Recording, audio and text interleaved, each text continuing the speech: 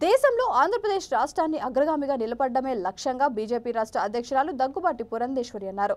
చిత్తూరు నగరంలోని సంతపేట ఆర్ఆర్ గార్డెన్లో ఏర్పాటు చేసిన సమావేశంలో ఆమె మాట్లాడుతూ రాష్ట్రంలోని అన్ని నియోజకవర్గాల్లో పార్టీ బలోపేతానికి పర్యటిస్తున్నామన్నారు. తిరుపతి, రాజంపేట, ఆ తర్వాత చిత్తూరులో కార్యకర్తల్లో ఉత్సాహం నింపడానికి సమన్వయ సమావేశం ఏర్పాట్లు చేశామని పురంధేశ్వరి తెలిపారు. క్షేత్రస్థాయిలో పార్టీ బలోపేతానికి కృషి చేయాలని ఆమె పిలుపునిచ్చారు. కేంద్ర ప్రభుత్వం 920 కోట్ల నిధులతో చిత్తూరు జిల్లాలో 85 కిలోమీటర్ల మేర జాతీయ రహదారి నిర్మాణం చేపట్టిందని, 3840 కోట్లతో చిత్తూరు తర్చూరు జాతీయ రహదారి నిర్మాణానికి శ్రీకారం చుట్టిందన్నారు. దీంతో చిత్తూరు, తమిళనాడు మధ్య సత్సంబంధాలు ఏర్పడుతున్నాయన్నారు.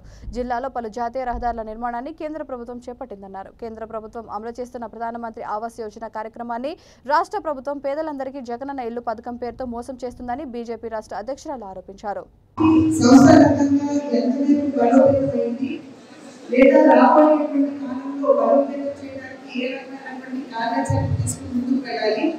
అదేవిధంగా ఇక్కడ కార్యకర్తల స్థితిగతులు ఎలా ఉన్నాయి, వాళ్ళు కొంత మనస్థైర్యాన్ని నింపాలంటే ఎటువంటి చర్యలు తీసుకోవాలి, అదేవిధంగా రాజకీయంగా ఈ జిల్లా ఏ రకంగా ఉండాలి, ఈ విషయాలన్నింటి మీద కూడా దృష్టి సాధించాలంటే సంస్థాగతం అదేవిధంగా రాజకీయం కూడా ఈ రెండు గుణాన్ని దృష్టిలో పెట్టుకుని రావడం జరిగింది.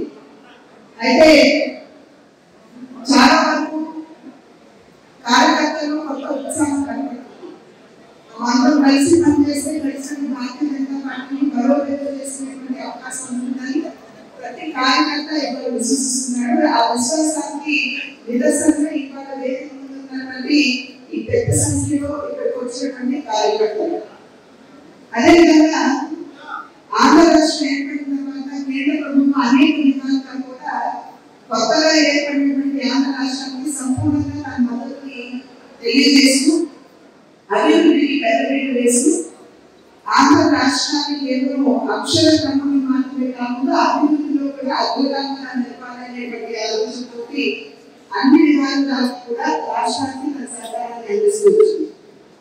ఈ సందర్భంలో చాలా వరకు మరి విపక్ష నేతలు అదేవిధంగా అధికారంలో ఉన్నటువంటి నేతలు కూడా మా మీద బోధ జరగడం అసలు ఏ రకంగా కూడా రాష్ట్రానికి కేంద్ర ప్రభుత్వం భారతీయ జనతా పార్టీ సహకరించలేదండి. కానీ ఇవాళ